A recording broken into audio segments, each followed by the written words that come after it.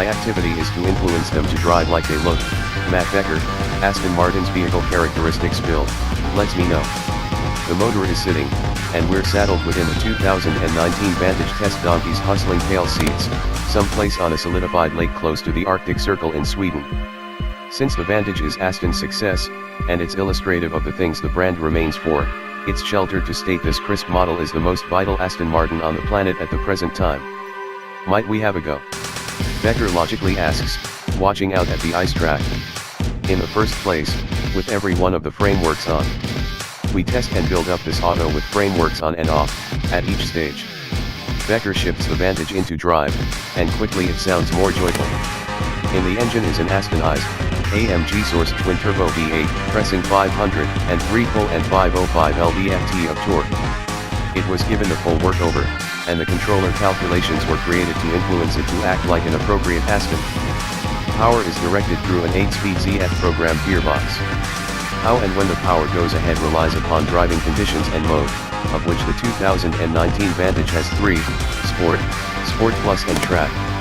Truant is the DB11S GT mode, which fits impeccably on the amazing Tourer yet not on an unadulterated games auto, for example, the Vantage. All through testing, the Vantage remains under overwhelming disguise and even gains some DB11 bits at first to prevent hypothesis. Be that as it may, regardless of the fractional DB11 drag, the Vantage will encapsulate CEO Andy Palmer's mandate, WE require more prominent separation between the lines. While the DB11 is a striking and rich excellent tourer, the Vantage dials up the animosity over its forerunner. An enormous, oxygen-swallowing grille overwhelms the front end. The auto is about an indistinguishable width from the DB11, however face to face, it appears to be twice as wide as more person-on-foot sports autos. Bumper vents fill both utilitarian and stylish needs. The lip of the storage compartment swoops up, a normally coordinated spoiler that will help convey downforce. But there's a lot more at play than is even immediately evident to the eyes, most important of which is the electronic rear differential. This the first Aston to ever be fitted with an e-diff. As Becker explains, what that allows us to do is vary the amount of torque across the rear axle that we have, which allows you to make the car very short, very agile. Add in tricks like dynamic torque vectoring, and because we can open up the diff, it's like putting a pole in the ground when you're skiing. So, the car will rotate very quickly. There are other differentiators, too. While the DB11 sports Bridgestone tires, the Vantage opts for 20-inch Pirelli P0s. The Vantage's aluminum-bonded chassis is loosely related to the DB11S, but 70% of its components are all new.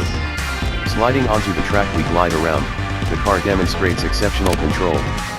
Occasionally the back end will slide out a bit, or we'll have a light glide before correcting, but we lap the track with relative ease. Now off, Becker says as he disables the ESP.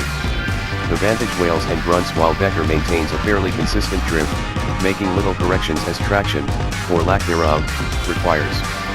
Aston had its sights set on the Porsche 911 and the McLaren 570s with this Vantage.